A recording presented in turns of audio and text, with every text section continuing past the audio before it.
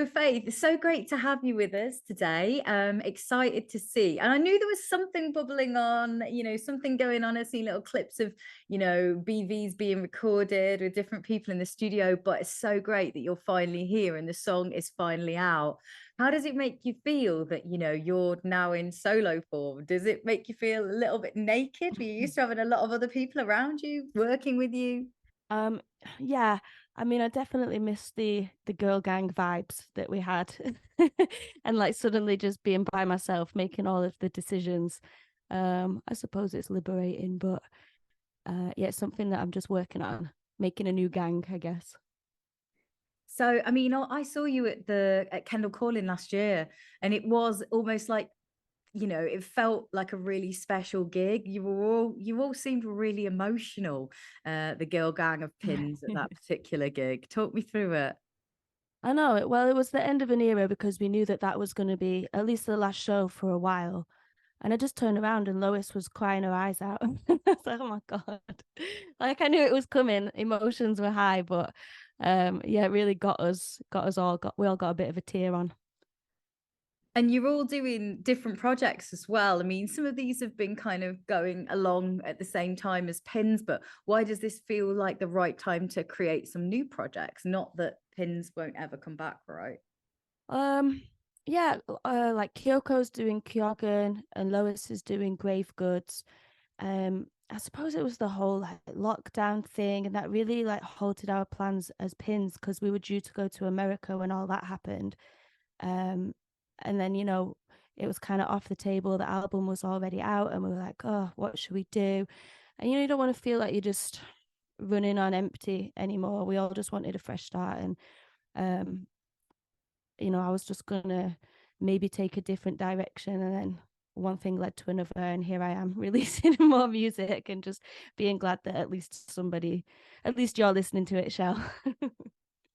Always really interested to know what all of you are doing because you are all so talented. And I just love this. It's not interchangeable, but it's just like you say, a big gang of really talented people who almost help each other out in different ways, in different outfits, in different touring parties. And it must be really nice to know that you've got that support locally and you've got those people that you can trust to kind of play things to that will give you an honest opinion or help you out with something too, right?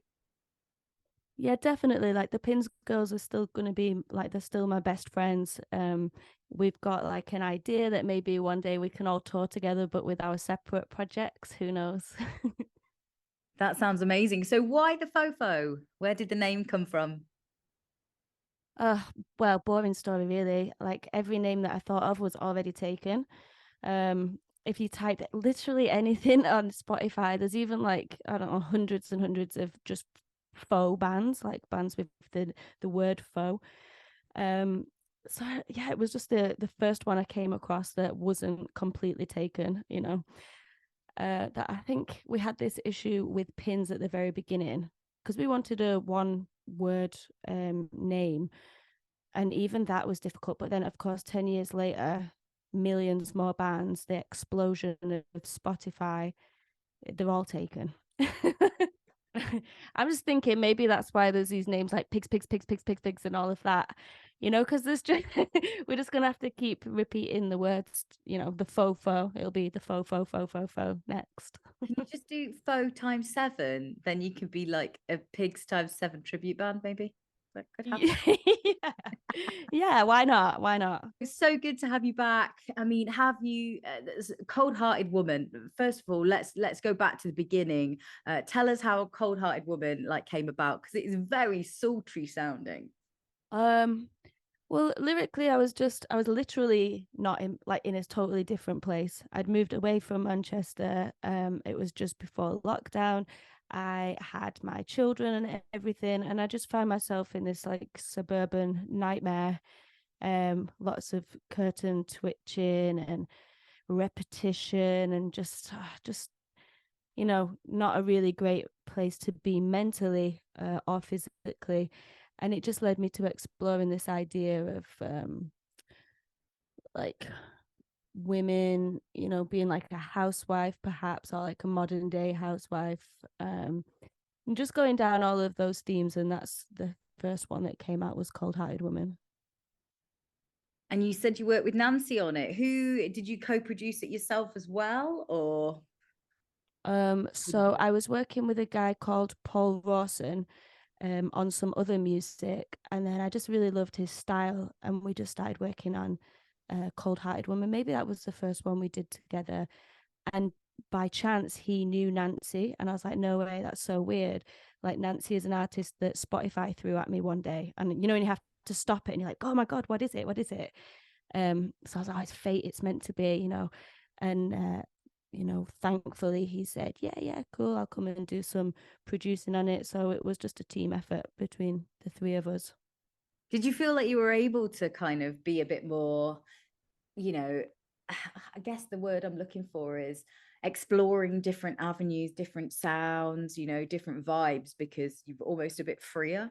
Yeah, I suppose there's that thing of not really having to ask, not that I asked anyone's permission, but you know, you all have to be in agreement when you're in a band. And with the Pins, it was very much a whole band. So I suppose this was more just exploring my freedom, just doing whatever I want to do. It's really funny because, you know, talking about like you did there about, you know, having a couple of kids and the suburban lifestyle, getting a house, that kind of stuff.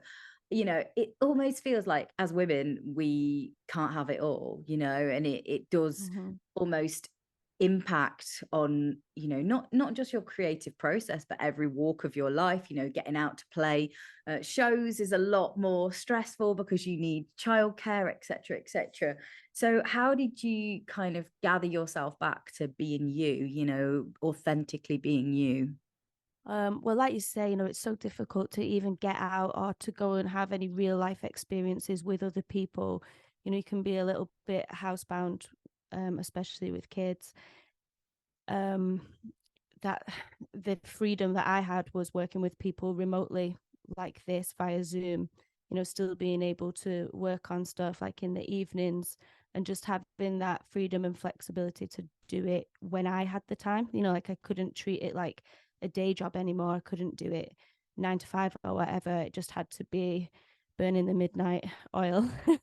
And then eventually when you start making something and you're like, oh, actually, I think this is sounding good, going to share it, see if we can make it sound even better. And then before you know it, we've like got something that we want to release. But it's funny because all of this was happening remotely. You know, this was happening, doing it with Sean from Drowned in Sound. We didn't like meet up and hang out first or anything like that. It was just all just done, and then suddenly it's online and I'm like, okay, when are we going to have like the real life experience? Which is why I'm very excited to go and play and just get out there a bit more. Sean's a real legend. He really understands the music industry. Obviously, he's got his finger in a wide array of pies. And how did it come about that you were speaking to Sean about, you know, obviously he's brought the Singles Club for Drowned in Sound back to release the Faux Faux? Yeah. Well, Drowned in Sound were always really supportive of Pins. And then when I did the backing vocals for Iggy Pop, Made a Veil, a couple of years ago, he was there because he was working at Six Music at that time. And he kind of like, we just kind of mentioned it. Like, I mentioned I wanted to release some music, and he mentioned that he might have something coming up. Fast forward a little bit later, and he was like, do you want to be part of this? I was like, of course I do. Let's do it. You know, he is the information man. I don't know how he retains so many names, numbers, like stats, how he knows this stuff, but he's really got a handle on it. And, you know, I think he's well connected, very enthusiastic, and it's a pleasure to work with him. So it must be pretty exciting thinking, right, new project, new start. I know you brought some really familiar faces in. I spied some like in studio kind of videos of friends on BVs bringing all those wonderful harmonies. But how are you gonna take that to a live stage again? Have you thought about that yet, or is it still all in the process of kind of being worked out? Definitely still in the process. I'm literally in my room right now, just, you know, going through all of the songs and trying to figure out a way to play them. Because obviously, when you record, you can just pile everything into it, but then when you've got to actually, you know, there's a limitation of what you can do on stage. So I'm just figuring that out at the moment. But I absolutely really want to have all those backing vocals. Like I want to have choir vibes. And Sounds I don't know. incredible on the song. I hope it all works out. But yeah, it is all just a little bit hazy at the moment. So you said you'd already written some new tunes as well. So there's some others coming, I take it. Anything you can tell us? Yeah, so I did an alternative version of Cold Hearted Woman, what we're calling the silhouette version. So that's coming soon, along with the video from a pilgrimage we did up to Sylvia Plath's grave. And then after that, I'm going to drop another single, which I'm just deciding exactly which one, but yeah, that should be coming soon. And then hopefully, yeah, I have ambitions for an EP or an album, but yeah, just taking it slow. So a little visit to Heptonstall. It's a beautiful place. It's really magical, isn't it? Yeah, oh, it was so cold, but it was just one of those like golden, like the lights all golden and beautiful. We went with Elise Wooters, who's a photographer, videographer. She was amazing, and she shot it all on film. We did like a Super 8 film, and then shooting on all of her like various analog cameras that she had. And I was like, oh wow, it was just a really dreamy day. And Sean came up for that one, so it was nice to actually see him in real life. So is that going to make something, video or photo or artwork, etc.? We're going to see that. Yeah, that should be coming in the next couple of weeks. You're just waiting for the final edit on that one.